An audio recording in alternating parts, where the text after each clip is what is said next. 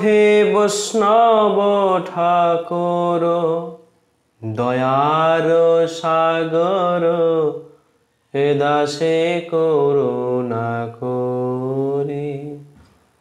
ও হে বৈষ্ণব ঠাকুর দয়ার সাগর হে দাসে করুণা করি।